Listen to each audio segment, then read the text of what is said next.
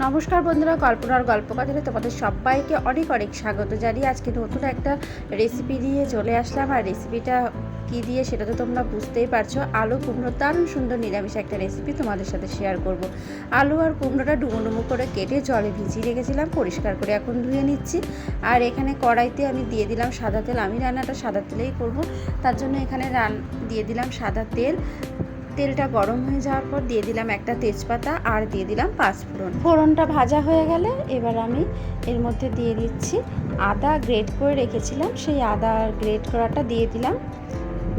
একটু ভেজে নেব, হালকা করে একটু ভেজে নেওয়ার পর এর মধ্যে আমি দিয়ে দিচ্ছি ছোলাটা কিন্তু বেশ 5-6 ঘন্টা আগে ভিজিয়ে রেখেছিলাম।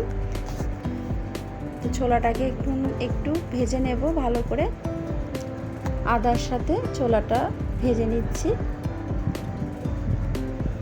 এই রেসিপিটা ভাত, রুটি, লুচি সব কিছুর সাথে কিন্তু খাওয়া যায়। ছোলাটা একটু ভেজে নিয়ে এর মধ্যে আমি দিয়ে দিলাম চেরা কাঁচা লঙ্কা। আমি রান্নাটা কাঁচা লঙ্কা দিয়েই করব, তোমরা চাইলে শুকনো লঙ্কা দিয়ে করতে পারো। আমি এখানে কাঁচা লঙ্কা দিয়েই করব পুরো রান্নাটায়। তো কাঁচা লঙ্কাটা দিয়ে দিয়েছি, তারপরে একটু ভেজে নিয়ে আমি আলু আর কুমড়োটা দিয়ে দিলাম। ভালো করে এবার ভেজে নেব। এই রান্নাটা কিন্তু খুব ঝটপট হয়ে যায় আর খুব বেশি কিন্তু মশলাও লাগে না।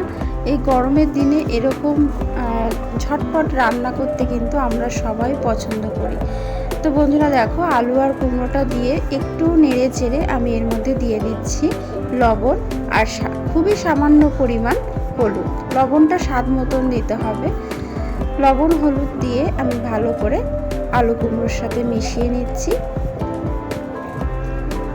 ভালো করে মিশিয়ে নিয়ে এবারে এটাকে আমি ঢাকা দিয়ে 1 মিনিট মতন রেখে দেব।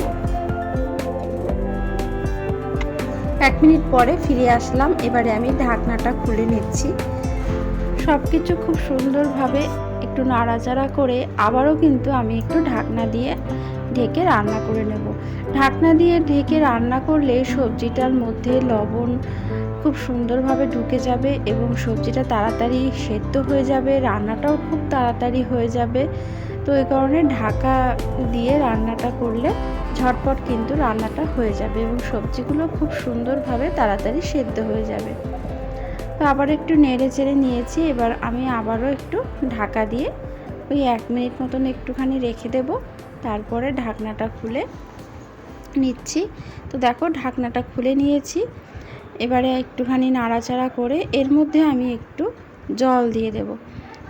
এখানে খুব বেশি জল দেব না, কারণ এটা কিন্তু একদম পাতলা ঝোল হবে না, একটু মাখো মাখো হবে।